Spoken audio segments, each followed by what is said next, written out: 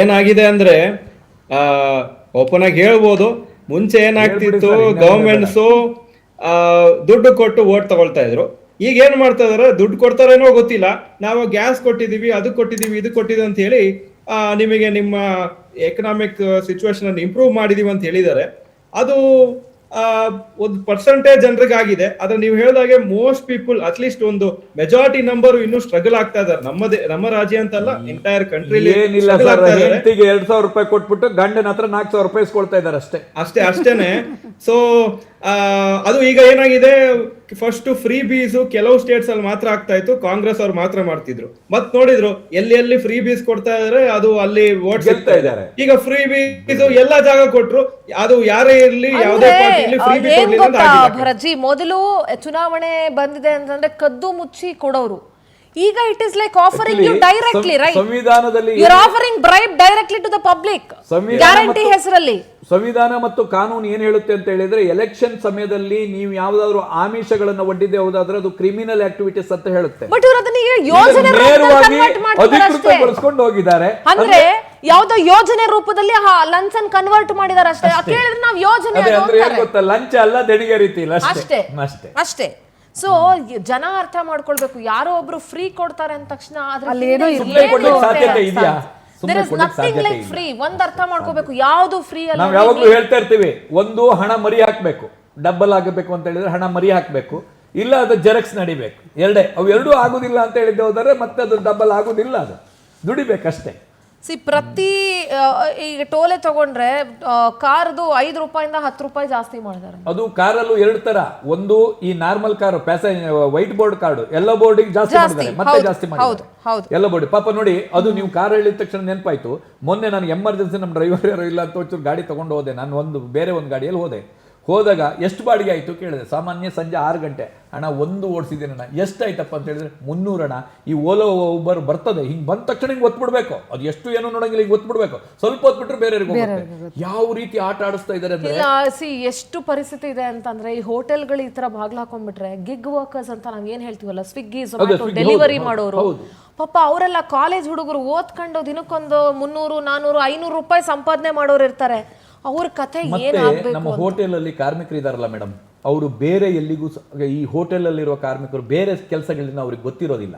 ಅಂದ್ರೆ ಸ್ವಲ್ಪ ಆದಷ್ಟು ಅವಿದ್ಯಾವಂತರು, ಕಡಿಮೆ ಓದಂತವ್ರು, ಹಳ್ಳಿಯಿಂದ ಬಂದವರು, ಅವರಿಗೆ ಬೇರೆ ಗೊತ್ತಿರಲ್ಲ. ಹೋಟೆಲ್ ಅಷ್ಟೇ, ಹೋಟೆಲ್ ಕೆಲಸ ಒಂದು ಗೊತ್ತಿರುತ್ತೆ. ಅವ್ರು ಏನ್ ಮಾಡಬೇಕು? ಈಗಾಗಲೇ ಬಹಳಷ್ಟು ಹೋಟೆಲ್ ಬಂದಾಗಿ, ಮೊನ್ನೆ ನಮ್ಮ ಆಫೀಸ್ನ ಹತ್ರ ಬಂದಾಗಲೇ ಮಾಧ್ಯಮದವರು ಎಲ್ಲರೂ ಬಂದಿದ್ರು. ಸುಮಾರು ಏನಿಲ್ಲ ಅಂದ್ರು ಒಂದು 100-200 ಜನ ಹುಡುಗರು ಬಂದಿದ್ರು. ಅಣ್ಣ ನಾವು ಏನ್ ಮಾಡಬೇಕು ಅಂತ. ಅಂದ್ರೆ ಕಾರ್ಮಿಕರ ಪರಿಸ್ಥಿತಿ ಹೇಳದ ತೀರಾಗೋಗಿದೆ. ಇಲ್ಲಿವರೆಗೆ ಮೊದಲೇನೆ ಎಲ್ಲೆಲ್ಲೋ ಹೋದ್ರೆ ಅಲ್ಲಿ ಸಂಬಳ ಕೊಡಲ್ಲ. ಈಗ ಹೊರ ರಾಜ್ಯಗಳಿಗೆಲ್ಲ ಹೋಗಿ ಮಾಡ್ತಾರೆ, ಅಲ್ಲಿ ಹೊಡಿತಾರೆ, ಅಲ್ಲಿ ಹಿಂಸೆಯನ್ನ ಕೊಡ್ತಾರೆ. ನಮ್ಮ ರಾಜ್ಯದಲ್ಲಿ ಮಾತ್ರ ಅವರಿಗೆ ಮನೆ ಹಾಕುವಂಥದ್ದು ಆವು ಭಯ್ಯ ಅನ್ನೋದು ನಮ್ಮಲ್ಲಿ ಮಾತ್ರ. ಅಲ್ಲೆಲ್ಲ ಹಾವು ಇಲ್ಲ, ಮಾಡು ಇಲ್ಲ ಬಡಿತಾರೆ ಅಷ್ಟೇ ಇಟ್ಕೊಂಡು, ಸಂಬಳ ಕೇಳಿದ್ರೆ ಹೊಡಿತಾರೆ.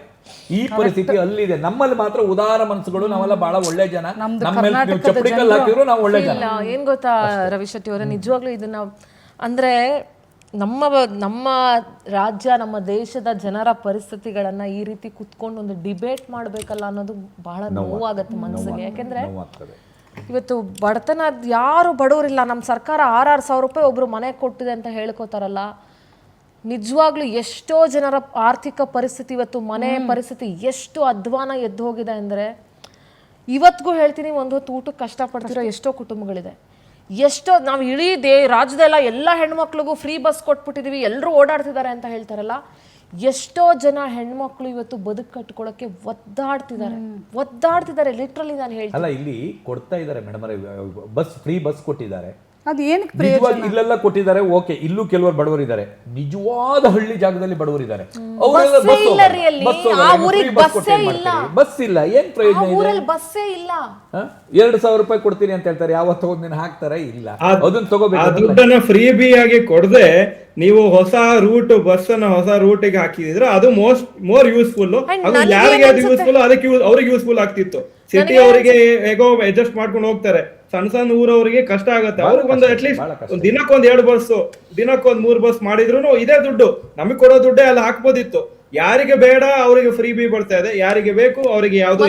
ನನಗೆ ಇನ್ನೊಂದು ಏನ್ ಅನ್ಸುತ್ತೆ ಅಂದ್ರೆ ಭರತ್ಜಿ, ಈ ಫ್ರೀ ಬಿಗಳನ್ನ ಕೊಡೋ ಬದಲು ನನಗನ್ಸುತ್ತೆ ನಮ್ಮ ರಾಜ್ಯದ ಜನ ಬಹಳಷ್ಟು ಸ್ವಾವಲಂಬಿಗಳಿದ್ದಾರೆ.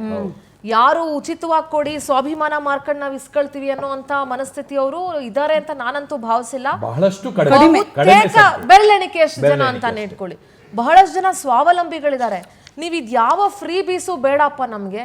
ಹೆಲ್ತ್ ಎಜುಕೇಶನ್ ಒಂದು ನೀವು ಅತಿ ಕಡಿಮೆ ಬೆಲೆಯಲ್ಲಿ ಅಂದ್ರೆ ಕೈಗೆಟುಕುವ ದರದಲ್ಲಿ ಹೆಲ್ತ್ ಅಂಡ್ ಎಜುಕೇಶನ್ ಸಿಗೋ ತರ ಮಾಡಿ ನೀವು ಉದ್ಯೋಗವನ್ನ ಸೃಷ್ಟಿ ಮಾಡ್ಬಿಟ್ಟಿದ್ರೆ ಇವತ್ತು ಹೆಣ್ಮಕ್ಳುಗಳಾಗ್ಲಿ ಯಾರಾದ್ರಾಗ್ಲಿ ಯಾರು ಫ್ರೀ ಕೇಳ್ತಾ ಇರ್ಲಿಲ್ಲ. ಎಲ್ರು ಸರ್ಕಾರಕ್ಕೆ ತೆರಿಗೆ. ಇವತ್ತು ಸರ್ಕಾರ ನಡೀತಾ ಇರೋದೇ ನಿಮ್ಮ ದುಡಿಮೆಯಿಂದ ಅಲ್ವಾ ಅಂತ ಎಷ್ಟೋ ಜನ ಹೆಣ್ಮಕ್ಳ ಮತ್ತು ಗಂಡ್ ಮಕ್ಳ ದುಡಿಮೆಯಿಂದ ಇವತ್ತು ಮಧ್ಯಮ ವರ್ಗದವರ ದುಡಿಮೆಯಿಂದ ಇವತ್ತು ಸರ್ಕಾರ ನಡೀತಾ ಇದೆ. ಕೋಟ್ಯಾಧೀಶ್ವರರು ಎಷ್ಟೋ ಜನ ತೆರಿಗೆ ವಂಚನೆ ಮಾಡಿ ದೇಶ ಬಿಟ್ಟು ಹೋಗಿದ್ದಾರೆ, ತೆರಿಗೆ ವಂಚನೆ ಮಾಡ್ತಾ ಇದ್ದಾರೆ. ಅವರಿಂದ ಯಾರಿಗೆ ಬರ್ತಾ ಇದೆ ತೆರಿಗೆ ಅಂತ ಹೇಳಿದ್ರೆ ಇವ್ರಿಗೆ ಲಂಚ ರೂಪದಲ್ಲಿ ಬರ್ತಾ ಇದೆ ಬಿಟ್ರೆ ತೆರಿಗೆ ಇದಕ್ಕೇನ್ ಬರ್ತಾ ಇಲ್ಲ. ಸ್ವಾವಲಂಬಿ ಬದುಕನ್ನ ಕಟ್ಕೊಳ್ಳೋದಕ್ಕೆ ನೀವು ವಿದ್ಯಾರ್ಥಿಗಳಿಗೆ ಒಂದು ಬಸ್ ಫ್ರೀ ಮಾಡಿ, ಬೇಡ ಅಂತ ಹೇಳಲ್ಲ. ಎಲ್ಲಾ ವರ್ಗದ ವಿದ್ಯಾರ್ಥಿಗಳಿಗೆ ಬಸ್ ಫ್ರೀ ಮಾಡಿ, ವೃದ್ಧರಿಗೆ ಮಾಡಿ, ಸ್ಕೂಲ್ ಕಟ್ಟಿ, ಶಾಲೆಗಳನ್ನು ಉದ್ಧಾರ ಮಾಡಿ. ಅದೇ ಮೇಡಮ್ ನಾವು ಜಾಸ್ತಿ ಹೇಳಿಲ್ಲ ಮೇಡಮ್, ನಾವು ಇದೊಂದು ಪ್ರಪೋಸಲ್ ಕೊಟ್ಟಿದ್ವಿ. 5 ವರ್ಷಕ್ಕೆ ಒಬ್ಬ ಶಾಸಕ ಆಗ್ತಾನಲ್ವಾ, ಬಂದವನು ಒಂದು ಸ್ಕೂಲನ್ನ ಸುಸಜ್ಜಿತವಾದ ಎಲ್ಲಾ ವ್ಯವಸ್ಥೆನೂ ಇರ್ಬೇಕಂದ್ರೆ ನೀವೊಬ್ಬ ಶಾಸಕನ ಶಾಲೆ ಉಂಟಲ್ಲ, ಒಬ್ಬ ಮಿನಿಸ್ಟರ್ ಶಾಲೆ ಉಂಟಲ್ಲ, ಅದೇ ರೀತಿಯಲ್ಲಿ ನಿಮ್ಮ ಖಾಸಗಿ ಶಾಲೆ ಮಾಡಿದಿರಲ್ಲ ಅದೇ ರೀತಿ ನೀವು ಒಂದು ಗೌರ್ಮೆಂಟ್ ಸ್ಕೂಲನ್ನ ಮಾಡಿ. ನೀವು ಯಾವ ಫ್ರೀನೂ ಕೊಡಬೇಡಿ, ಅವರೇ ಕಟ್ತಾರೆ ಟ್ಯಾಕ್ಸನ್ನ, ಅವರೇ ನಿಮ್ಗೆ ತೆರಿಗೆಯನ್ನು ಕೊಡ್ತಾರೆ. ಇದು ಬಂದರು ಇವತ್ತು ಒಬ್ಬ ಪೋಷಕನ ಪರಿಸ್ಥಿತಿ ಯಾವ ರೀತಿ ಆಗಿದೆ ಗೊತ್ತಾ ಮೇಡಮ್? ಈಗ ಎಕ್ಸಾಮ್ ಮುಗೀತಲ್ಲ, ತಲೆನೋವು ಶುರು ಆಯ್ತು, ಯಾವ ಸ್ಕೂಲಿಗೆ ಅದಾಯ್ತು. ಇನ್ನೊಂದು ಗೊತ್ತಾ, ಒಂದ್ಸಲ 1ನೇ ಕ್ಲಾಸಿಗೆ ನೀವು ಆಡ್ ಮಾಡ್ತೀರಿ, ಮತ್ತೆ ರೀಅಡ್ಮಿಷನ್, ಮತ್ತೆ 1 ವರ್ಷಕ್ಕೆ ರೀಅಡ್ಮಿಷನ್ ಅಂತೆ. ಯಾಕೆ ಇದು ಅಂದ್ರೆ ಸುಲಿಗೆ ಮಾಡುವಂತ ತಂತ್ರ. ಆ ತಂತ್ರದ ಹಣ, ಅದಕ್ಕೆ ನಾನು ಹೇಳಿದ್ದು, ಈ ಪೈಪಲ್ಲಿರೋ ಹಣ, ಈ ಇದ್ರಡಿ ಎಂತದ್ರಡಿ ಟೈಲ್ಸ್ ಅಡಿ ಇರೋ ಹಣ, ಅಲ್ಲಿರೋ ಹಣನ ಹೊರಗಡೆ ತೆಗೆದಿದ್ದೆ ಹೋದರೆ ಬಂಗಾರದ ರಸ್ತೆ ಖಂಡಿತವಾಗಿ ಮಾಡ್ಬೋದು. ನಾವು ವಿಶ್ವ ಬ್ಯಾಂಕಿಗೆ ಇದಕ್ಕೆ ಹೋಗಿ ತರೋದು ಬೇಡ, ಅಲ್ಲೆಲ್ಲೋ ಹೊರಗಡೆ ಅಲ್ಲಿಂದ ತರೋದು ಬೇಕಾಗಿಲ್ಲ. ನಮ್ಗೆ ಇಲ್ಲಿಂದ ಕೆರೆದು ತೆಗೆದ್ರೆ ಸಾಕು, ಮಣ್ಣಡಿ ತೆಗೆದ್ರೆ ಸಾಕು, ಬೇಕಾದಷ್ಟಿದೆ. ಭರತ್ಜಿ, ವಾಟ್ ಅಬೌಟ್ ಶೇರ್ ಮಾರ್ಕೆಟ್ಸ್? ಈಗ ಈ ಇವತ್ತಿನ ಸ್ಥಿತಿ ಹೇಳ್ತೀನಿ. ವಾರ್ ಶುರು ಆಗಿದ್ರಿಂದ ಈಗ ಸದ್ಯಕ್ಕೆ ನಮ್ಮ ನಿಫ್ಟಿ ಸೂಚ್ಯಂಕ ನೋಡ್ಬೇಕಂದ್ರೆ ಅಪ್ರಾಕ್ಸಿಮೇಟ್ಲಿ ಒಂದು 10% ಡೌನ್ ಇದೆ. ಹಾಗೂ ಇಂಡಿವಿಜುವಲ್ ಸ್ಟಾಕ್ಸ್, ಇದು ಇಂಡೆಕ್ಸ್ ಹೇಳ್ತಾರೆ, ಇಂಡಿವಿಜುವಲ್ ಸ್ಟಾಕ್ಸ್ 15-20% ಬಿದ್ದಿದೆ. ಅಫ್ಕೋರ್ಸ್ ನಾನು ಯಾವಾಗ್ಲೂ ಎಷ್ಟೋ ಪ್ರೋಗ್ರಾಮ್ಸ್ ಅಲ್ಲಿ ಹೇಳ್ತಾ ಇರ್ತೀನಿ, ನಾವು ಲಾಂಗ್ ಟರ್ಮ್ ಇನ್ವೆಸ್ಟರ್ ಆಗಿದೆ ಅಂದ್ರೆ ನನಗೀಗ ಇನ್ನು ನನ್ನ ವಯಸ್ಸು 40, 60ಗೆ ರಿಟೈರ್ ಆಗ್ತೀನಿ, ಆವಾಗ ನನಗೊಂದು ಮೊತ್ತ ಬೇಕು. ಯಾಕಂದ್ರೆ ಆವಾಗ ಅಲ್ಲಿಂದ ಇನ್ಕಮ್ ಇರುವುದಿಲ್ಲ ಅಂತಿದ್ರೆ, ಲಾಂಗ್ ಟರ್ಮ್ ಇನ್ವೆಸ್ಟರ್ಸ್ ಈ ತರ ಟೆಂಪ್ರರಿ ಆಗಿ ಫಾಲ್ ಆದ್ರೆ ಯಾವ ಒಂದು ಚಿಂತೆ ಇರಬಾರ್ದು, ಯಾವ ಒಂದು ಅವರಿಗೆ ಇದು ಇಂಪ್ಯಾಕ್ಟೇ ಆಗಬಾರ್ದು. ಈ ತರ ಇನ್ವೆಸ್ಟರ್ಸ್ ರಿಯಲ್ ಇನ್ವೆಸ್ಟರ್ಸ್. ನಾನು ಸುಮಾರು ಜನ ಏನ್ ಮಾಡ್ತಾರೆ ಈ ಸ್ಟಾಕ್ ಮಾರ್ಕೆಟ್ ಅಲ್ಲಿ ಅಂದ್ರೆ, ಎಸ್ಪೆಷಲಿ ಕೋವಿಡ್ ಆದ್ಮೇಲೆ ಅವ್ರು ತಿಳ್ಕೊಂಡಿದ್ದಾರೆ ಸ್ಟಾಕ್ ಮಾರ್ಕೆಟ್ ಏನೋ ಒಂದು ಮಿಷಿನ್, ಅಲ್ಲಿ ಹಾಕ್ಬಿಟ್ರೆ ತಿಂಗಳು ಏನೋ ಒಂದು ದುಡ್ಡು ಬರುತ್ತೆ, ಆಟೋಮೆಟಿಕ್ ಆಗಿ ಬರುತ್ತೆ ಅಂತ. ಆ ತರ ರಿಸ್ಕ್ ತಗೊಂಡು ತಿಂಗಳು ಮಾಡ್ತೀನಿ, ಅಥವಾ ನನಗೆ ಇದೇ ನನ್ನ ಆದಾಯ, ನಾನು ಕೆಲಸ ಮಾಡಲ್ಲ, ಮನೇಲಿ ಕೂತ್ಕೊಂಡು ಇದೇ ಸ್ಟಾಕ್ ಮಾರ್ಕೆಟ್ ಟ್ರೇಡಿಂಗ್ ಮಾಡೋರೆಲ್ಲ ಈ ತರ ಸ್ಥಿತಿಯಲ್ಲಿ ಹೆವಿ ಲಾಸ್ ಮಾಡ್ಕೊಂಡಿರ್ತಾರೆ. ಇದು ಹೇಗೆ ಅಂದ್ರೆ, ನೀವೊಂದು ಸೈಟ್ ತಗೊಳ್ಳುವಾಗ ಏನ್ ವಿಷನ್ ಇಟ್ಕೊಂಡು ತಗೊಳ್ತೀರಿ, 5 ವರ್ಷ 10 ವರ್ಷ ಈ ಸೈಟ್ ಅನ್ನು ಇಟ್ಕೊಳ್ತೀನಿ, ಆವಾಗ ಚೆನ್ನಾಗಿ ಅದು ರೇಟ್ ಜಾಸ್ತಿ ಆಗತ್ತೆ ಅಂತ. ಅದೇ ತರ ಸ್ಟಾಕ್ ಮಾರ್ಕೆಟ್ ಅನ್ನ ಎಂಟರ್ ಮಾಡಿದ್ರೆ ಯಾವ ಪ್ರಾಬ್ಲಮ್ ಆಗಲ್ಲ. ಯಾಕಂದ್ರೆ ಎಷ್ಟೇ ಇದ್ರೂ ಟೆಂಪರರಿ ಆಗಿ ಬೀಳುತ್ತೆ, ಒಂದು 6 ತಿಂಗಳು 1 ವರ್ಷ ರಿಕವರ್ ಆಗುತ್ತೆ. ಆದ್ರೆ ಸುಮಾರು ಜನ ನಮ್ಮ ಎಸ್ಪೆಷಲಿ ಎಷ್ಟು ಯಂಗ್ ಪೀಪಲ್ ಇದ್ದಾರೆ ಅವರೆಲ್ಲ ಅವರಿಗೆ ಕೆಲ್ಸಕ್ಕೆ ಹೋಗಿ ಅಲ್ಲಿ ಬಾಸದು ಮಾತನ್ನು ಕೇಳಿ ಅದನ್ನ ಕೆಲಸ ಮಾಡೋದು ಬೇಡ, ನಾನು ಮನೇಲೇ ಕೂತ್ಕೊಂಡು ಟ್ರೇಡಿಂಗ್ ಮಾಡೋರೆಲ್ಲ ತಿಳ್ಕೋಬೇಕು, ಅದು ಇನ್ಕಮ್ ಜನರೇಷನ್ ಟೂಲ್ ಅಲ್ಲ. ಸ್ಟಾಕ್ ಮಾರ್ಕೆಟ್ ನಾವು ಯಾವಾಗ್ಲೂ ಹೇಳ್ತೀವಿ ಸಂಪತ್ತು ಅಥವಾ ವೆಲ್ತ್ ಅನ್ನ ಕ್ರಿಯೇಟ್ ಮಾಡೋ ಒಂದು ಜಾಗ, ಇನ್ಕಮ್ ಕ್ರಿಯೇಟ್ ಮಾಡೋ ಜಾಗ ಅಲ್ಲ. ಇನ್ಕಮ್ ಕ್ರಿಯೇಟ್ ಮಾಡೋ ಜಾಗ ನೀವು ಕೆಲ್ಸಕ್ಕೆ ಹೋಗಿ, ನೀವು ಬಿಸ್ನೆಸ್ ಮಾಡಿ, ನೀವು ಬೇರೆ ಏನಾದ್ರು ಮಾಡಿ, ಅಲ್ಲಿಂದ ನಿಮಗೆ ತಿಂಗಳಿಗೆ ಅಥವಾ ದಿನಕ್ಕೆ ಏನೋ ಒಂದು ಅಮೌಂಟ್ ಬರುತ್ತೆ, ಅದು ನಿಮ್ಮ ಖರ್ಚಿಗೆ ಯೂಸ್ ಮಾಡ್ಕೊಳ್ಳಿ. ಇದಿರೋದು ಸಂಪತ್ತು ಕ್ರಿಯೇಟ್ ಮಾಡೋಕ್ಕೆ. ನಾನು ಒಂದು ಆಸ್ತಿ ತಗೊಳ್ಳುವಾಗ, ಇನ್ನೊಂದು ಆಸ್ತಿ ಸೈಟ್ ತಗೊಂಡು ಅದು ಇಂಪ್ರೂವ್ ಆಗುವಾಗ ಅದೊಂದು ಆಸ್ತಿ ಕ್ರಿಯೇಟ್ ಆಗುತ್ತೆ, ಇನ್ಕಮ್ ಬರೋದಿಲ್ಲ ಅದಕ್ಕೆ. ಅದೇ ತರ ಸ್ಟಾಕ್ ಮಾರ್ಕೆಟ್ ತಿಳ್ಕೊಬೇಕು. ಓಕೆ, ನಾವು ಆಟೋ ಡ್ರೈವರ್ಗಳ ಬಗ್ಗೆ ಮಾತಾಡುವಾಗ ಇವತ್ತು ತುಂಬ ಜನ ಪ್ರೊಟೆಸ್ಟ್ ನಡೆಸ್ತಿದ್ದಾರೆ. ಒಂದು ಅವ್ರಿಗೆ LPG ಗ್ಯಾಸ್ ಸಿಗ್ತಾ ಇಲ್ಲ, ಇನ್ನೊಂದು 80 ರೂಪಾಯಿ ಇದ್ದಿದ್ದು 105 ರೂಪಾಯಿ ಆಗೋಗಿದೆ. ಒಂದು ಕಡೆ ಅವ್ರಿಗೆ ಪ್ಯಾಸೆಂಜರ್ಸೇ ಇಲ್ಲ, because of this Ola, Uber, Rapido. ಇದರಿಂದ ಅವ್ರ ಪರಿಸ್ಥಿತಿ ಅಂತ ಇನ್ನೂ ಶೋಷಣೆ. ಹೊರ ರಾಜ್ಯದಿಂದ ಬಂದು ಎಲ್ಲೋ ಕೂತ್ಕೊಂಡು ಸಿಸ್ಟಮ್ ಅಲ್ಲಿ ಇದು ಮಾಡ್ಕೊಂಡು ಇವರು ದುಡಿಯೋದು. ಅವ್ರದ್ದು ಲಾಭ ಎಷ್ಟಿದೆ ಗೊತ್ತಾ? ಇವ್ರಿಗೆ 1% ಸಿಕ್ಕಿರೋ ಅವರಿಗೆ 3% ಲಾಭ ಇದೆ. ಅಂದ್ರೆ ಆ ರೀತಿಯಲ್ಲಿ ಮಾಡಿ ಆಟೋದರ ಪರಿಸ್ಥಿತಿಯನ್ನ ಸಂಪೂರ್ಣವಾಗಿ ಹಾಳು ಮಾಡಿದ್ದಾರೆ. ಅದನ್ನ ಪ್ರಶ್ನೆ ಮಾಡಬೇಕಾದ ಸರ್ಕಾರಗಳು ಅಲ್ಲಿ ಕೋರ್ಟ್ನಲ್ಲಿ ಇವರು ಅವ್ರ ಪರವಾಗಿ ಆದೇಶ ಆಗ್ತದೆ, ಅದನ್ನ ಪ್ರಶ್ನೆ ಮಾಡಬೇಕಾಗಿದ್ದು ಸರ್ಕಾರ, ನನ್ನ ಜನ ಕಿಕ್ ಬ್ಯಾಕ್ ಅಷ್ಟೇ. ಬಾಯಿ ಮುಚ್ಚೋಗಿದೆ ಅಂತ ಅರ್ಥ ಅಷ್ಟೇ. ಅಂದ್ರೆ ಪ್ರಶ್ನೆ ಮಾಡಬೇಕಾದ ರಾಜಕಾರಣಗಳು, ನನ್ನ ಜನಪ್ರತಿನಿಧಿ, ನಾನು ಆರಿಸಿ ಕಳಿಸಿದ ನನ್ನ ಪ್ರಶ್ನೆ ಮಾಡೋ ಆ ವಿಷಯ ಅಂತೇಳಿ ನನ್ನ ಪರವಾಗಿರುವಂತೇಳಿ ಕಳಿಸಿದ ಪ್ರತಿನಿಧಿ ನನಗೆ ಗೊತ್ತಿಲ್ಲ ಅನ್ನೋ ರೀತಿ ಯಾವುದೋ ರಾಷ್ಟ್ರಗಳಿಗೆ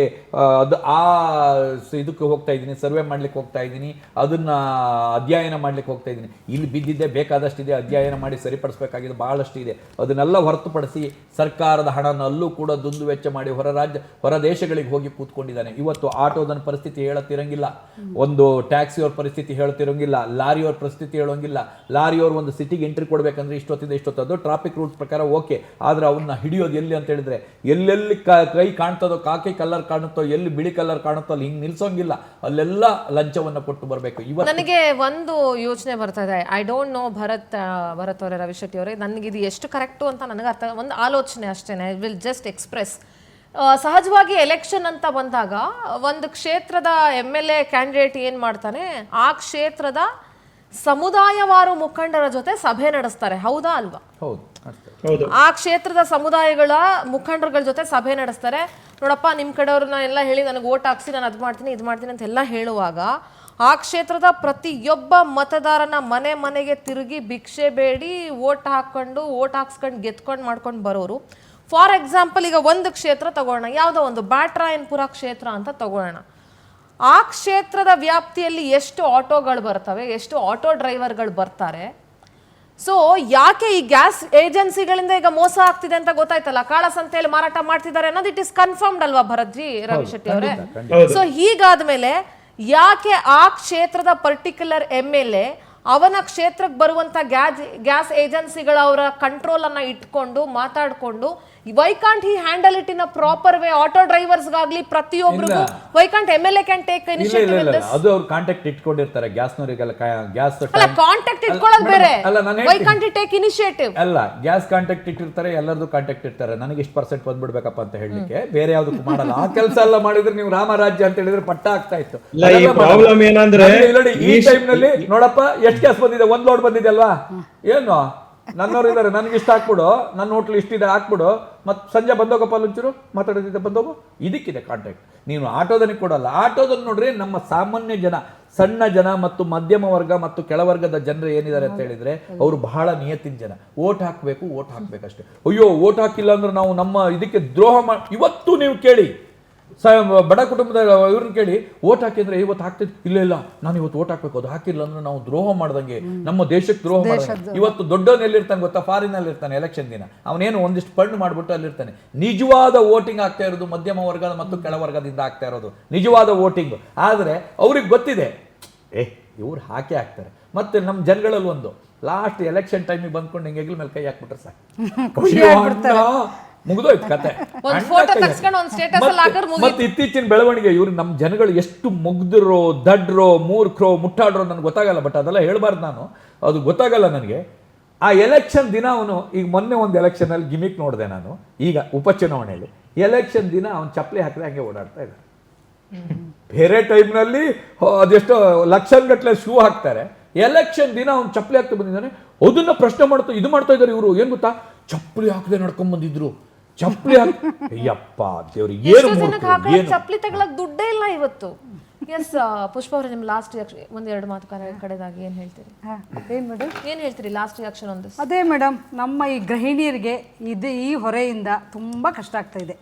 ಮಧ್ಯಮ ವರ್ಗದ ಜನರಿಗಾಗ್ಲಿ, ಮತ್ತೆ ಉದ್ಯೋಗ ಅವಕಾಶಗಳ ಸಮೇತ ಕಷ್ಟ ಆಗ್ತಿದೆ, ಹೂಡಿಕೆದಾರಿಗೆ ಹಾಕಿದವರಿಗೆ ಸಮೇತ ಕಷ್ಟ ಆಗ್ತಿದೆ. ಭರತ್, ನಿಮ್ಮ ಲಾಸ್ಟ್ ರಿಯಾಕ್ಷನ್ ಆನ್ ದಿಸ್? ಎಲ್ಲರಿಗೂ ಏನ್ ರಿಯಾಕ್ಷನ್ ಅಂದ್ರೆ, ನಾವು ಒಂದೇ ದಿನ ಪ್ರಾರ್ಥನೆ ಮಾಡಬೇಕು, ಈ ವಾರ ಆದಷ್ಟು ಬೇಗ ಮುಗಿಲಿ, ಹಾಗೂ ಅದರದ್ದು ಇಂಪ್ಯಾಕ್ಟ್ ಆದಷ್ಟು ಬೇಗ ಹೊರಟೋಗಿ normal situation, at least inflation wise ಮತ್ತೆ ಇದೆಲ್ಲ ಶಾರ್ಟೇಜಸ್ ವೈಸ್ ಕಮ್ಮಿ ಆಗ್ಲಿ ಅಂತ ಅಷ್ಟೇನೆ ನಮ್ಮ ಪ್ರಾರ್ಥನೆ. ಥ್ಯಾಂಕ್ ಯು ಸೋ ಮಚ್ ಎಲ್ರಿಗೂ ಚರ್ಚೆಯಲ್ಲಿ ಭಾಗಿಯಾಗೋದಕ್ಕೆ. ನಾನು ಒಂದು ಮನವಿ ಮಾಡ್ಕೊಳ್ತೀನಿ, ಯುದ್ಧ ನಿಲ್ಸೋದು ಬಿಡೋದು ನನ್ನ ಕೈಯಲ್ಲೂ ಇಲ್ಲ, ನಿಮ್ಮ ಕೈಯಲ್ಲೂ ಇಲ್ಲ. ಅದು ಬಹುಶಃ ಕೇಂದ್ರ ಸರ್ಕಾರನೂ ನಿಲ್ಲಿಸಿ ಅಂತ ಹೋಗಿ ಹೇಳಿಕ್ಕಾಗಲ್ಲ. ಆದರೆ ಒಂದು ಮನವಿ ಮಾಡ್ಕೊಳ್ತೀನಿ, ಕರ್ನಾಟಕದ ಬಗ್ಗೆ ಮಾತಾಡ್ತೀನಿ, ನಾನು ಬೇರೆ ಬೇರೆ ರಾಜ್ಯಗಳ ಬಗ್ಗೆ ಮಾತಾಡಕ್ಕೆ ಹೋಗಲ್ಲ, ಯಾಕಂದರೆ ನಾನು ಕರ್ನಾಟಕದೊಳಗಿರೋದ್ರಿಂದ ಗ್ಯಾಸ್ ಸಿಲಿಂಡರ್ ವಿಚಾರದಲ್ಲಿ ದಯವಿಟ್ಟು ರಾಜಕೀಯ ಮಾಡಕ್ಕೆ ಹೋಗಬೇಡಿ. ಗ್ಯಾಸ್ ಸಿಲಿಂಡರ್ ವಿಚಾರದಲ್ಲಿ ಕಾಳಸಂತೆ ದಂಧೆಯಲ್ಲಿ ತೊಡಗಿಸ್ಕೊಳ್ಬೇಡಿ. ಯಾಕೆಂದರೆ ಹೊಟ್ಟೆಗೆ ಅನ್ನ ತಿಂತೀವಿ ನಾವು ನೀವು ಎಲ್ಲರೂ, ಹೊಟ್ಟೆಗೆ ಅನ್ನ ತಿನ್ನೋ ಕೆಲಸ ಮಾಡೋಣ. ಎಷ್ಟೋ ಜನರ ಹೊಟ್ಟೆ ಮೇಲೆ ಹೊಡೆಯಕ್ಕೆ ಹೋಗಬೇಡಿ ಮತ್ತು ಅದನ್ನು ಬಳಸ್ಕೊಂಡು ಇದರಲ್ಲೂ ದುಡ್ಡು ಮಾಡಕ್ಕೆ ಹೋಗಬೇಡಿ. It is my humble request. Power ಟಿವಿಯ ಕಳಕಳಿಯ ಮನವಿ ಇದು. ನನಗೆ ಗೊತ್ತು ಇದನ್ನು ಎಷ್ಟು ಜನ ತೊಗೊಳ್ತಿರೋ ಬಿಡ್ತಿರೋ ಗೊತ್ತಿಲ್ಲ. ಅಟ್ಲೀಸ್ಟ್ ನಿಮ್ಮಲ್ಲಿ ಯಾರಾದರೂ ಒಬ್ಬರು ಬದಲಾದರೂ, ಒಬ್ಬ ಗ್ಯಾಸ್ ಏಜೆನ್ಸಿಯವನು ಬದಲಾದರೂ ಕೂಡ ಅದು I will be more thankful. And petrol diesel ಅಭಾವ ಅಂತ ಹೇಳಿ ಮನೆಗಳಲ್ಲಿ ಯಾರೂ ಅದನ್ನು ತೊಗೊಂಡೋಗಿ ಸ್ಟೋರ್ ಮಾಡಿ ಇಟ್ಕೊಳ್ಬೇಡಿ. ಈಗ ಆಲ್ರೆಡಿ ಒಂದು ಮನೆ ಧಾರವಾಡದಲ್ಲಿ ಸುಟ್ಟೋಗಿದೆ. ಸೊ ಏನಾದರೂ ಅನಾಹುತ ನಡೆದ್ರೆ ಮನೆ ಸುಟ್ಟು ಹೋಗ್ಬೋದು, ಇಲ್ಲ ಏನು ಬೇಕಾದ್ರೂ ಆಗ್ಬೋದು. ಚಿಕ್ಕ ಚಿಕ್ಕ ಮಕ್ಕಳುಗಳಿದ್ರೆ ಪೆಟ್ರೋಲ್ ಡೀಸೆಲ್ ಯಾರಾದರೂ ಕುಡಿಯೋ ಅಂಥ ಸಂದರ್ಭ ಕೂಡ ಉದ್ಭವ ಆಗ್ಬೋದು. ದಯವಿಟ್ಟು ಪ್ಯಾನಿಕ್ ಬೈಯಿಂಗ್ ಮಾಡಬೇಡಿ. ನಿಮಗೆ ಎಷ್ಟು ಅವಶ್ಯಕತೆ ಇದೆ ಅಷ್ಟು ಮಾತ್ರ ಫಿಲ್ ಮಾಡಿ ಇಟ್ಕೊಳ್ಳಿ. Be safe. ಮತ್ತು ನಿಮ್ಮ ಜವಾಬ್ದಾರಿಗಳನ್ನು ಅರ್ಥಕೊಳ್ಳೋಣ. ನಮ್ಮ ಆಟೋ ಡ್ರೈವರ್ಸ್ಗಳು ಬಹಳಷ್ಟು ಸಂಕಷ್ಟದಲ್ಲಿ ಸಿಕ್ಕಾಕೊಂಡಿದ್ದಾರೆ. ಮೀಟರ್ ಮೇಲೆ ಏನಾದರೂ 10 ರೂಪಾಯಿ 20 ರೂಪಾಯಿ ಕೇಳಿದ್ರೆ ದಯವಿಟ್ಟು ಇಲ್ಲ ಅಂತ ಹೇಳಕ್ಕೆ ಹೋಗ್ಬೇಡಿ. ಯಾಕೆಂದರೆ ಸಾವಿರಾರು ರೂಪಾಯಿ ದುಡ್ಡು ಖರ್ಚು ಮಾಡಿ ಬ್ರ್ಯಾಂಡೆಡ್ ಬಟ್ಟೆಗಳು, ಬ್ರ್ಯಾಂಡೆಡ್ ಬ್ಯಾಗ್ಗಳು ಎಲ್ಲವನ್ನ ತಗೊಳ್ತೀರಾ. 20 ರೂಪಾಯಿ ಯಾರಿಗೂ ಇವತ್ತು ನಿಮಗೆ ಅಂದರೆ ಉಳ್ಳವರಿಗೆ ಮ್ಯಾಟರ್ ಆಗಲ್ಲ ಅಂತ ಅಂದ್ಕೊಳ್ತೀನಿ. ಅವರ ಕುಟುಂಬನೂ ಬದುಕಲಿ, ಅವರು ಬದುಕಲಿ. ದಯವಿಟ್ಟು ಅವ್ರ ಹತ್ರ ವಾದ ಮಾಡಕ್ಕೆ ಹೋಗಬೇಡಿ. ಯಾಕೆಂದರೆ ನಿಜವಾಗ್ಲೂ ಆಟೋ ಚಾಲಕರು ಇವತ್ತು ಬಹಳ ಸಂಕಷ್ಟದಲ್ಲಿ ಸಿಕ್ಕಾಕೊಂಡಿದ್ದಾರೆ. ರಸ್ತೆ ಬದಿ ವ್ಯಾಪಾರ ಮಾಡೋರು ಕೂಡ ಬಹಳಷ್ಟು ಸಂಕಷ್ಟದಲ್ಲಿ ಸಿಕ್ಕಾಕೊಂಡಿದ್ದಾರೆ. ನಿಮ್ಮ ಕೈಲಿ ಸಹಾಯ ಮಾಡೋಕ್ಕಾಗಿಲ್ಲ ಅಂದ್ರೂ ಚಿಂತೆ ಇಲ್ಲ, ಆದರೆ ಮತ್ತೊಬ್ರಿಗೆ ತೊಂದರೆ ಕೊಡಬೇಡಿ. ಜವಾಬ್ದಾರಿಯನ್ನು ಅರ್ಥಕೊಂಡು ಈ ಸಮಯದಲ್ಲಿ ಒಗ್ಗಟ್ಟಾಗಿರೋಣ.